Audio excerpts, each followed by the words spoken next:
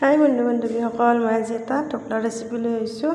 ঢকলাটোৰ কাৰণে মই ইয়াত চেনি লৈছোঁ, চেনি 3 চামুচ লৈছোঁ, 1.5 কাপ দিছিলোঁ মই বেচন, আৰু দৈ দিছোঁ মই আধা কাপ।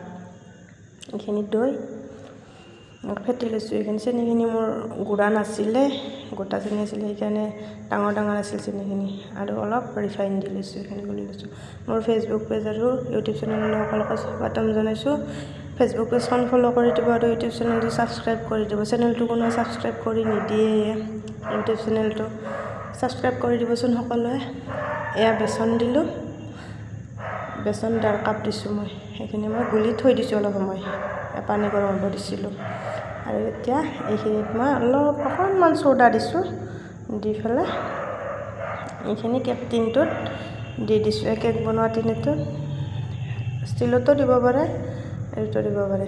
এইটো এতিয়া মই ইয়াতে ঢাকন মাৰি অকণমান সময় সেইকাৰণে দি থৈ দিম। তলত পানী দিছোঁ কেৰাহীটোত, এয়া ঢাকন লগাই দিছোঁ।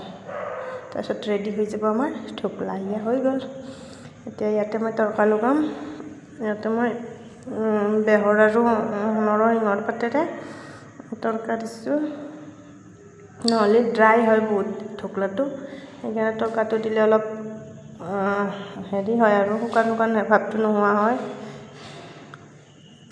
কাটি লৈছোঁ সৰু সৰুকৈ, পিচ পিচকৈ। খাবলৈ বহুত টেষ্টি হৈছিল। আপোনালোকে বনাই খাই চাবচোন ঘৰতে, এনেকৈ খালে ভালো হয়। ধুনীয়া স্পঞ্জি হৈছে তৰকা দিম এতিয়া মই। ভিডিঅ'টো চাই ভাল পালে যদি লাইক কমেণ্ট কৰি দিব আৰু শ্বেয়াৰো কৰি দিব, যাতে বেলেগেও চোৱাৰ সুবিধা পায়।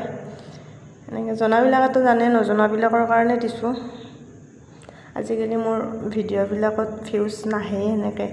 আপোনালোকে ভিডিঅ'বিলাক নাচায় নেকি আজিকালি? সকলোৱে চাবচোন, আৰু চেনেলটো মোৰ ফ'ল' কৰি দিব।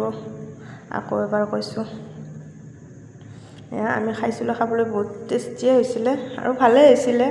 ইমান পাৰফেক্ট নহয়, তথাপিতো আমি ঘৰত বনোৱা বস্তু পাৰফেক্ট নহ'লেও হেল্ডি হয়, চাফ চিকুণকৈ বনাওঁ যিহেতু।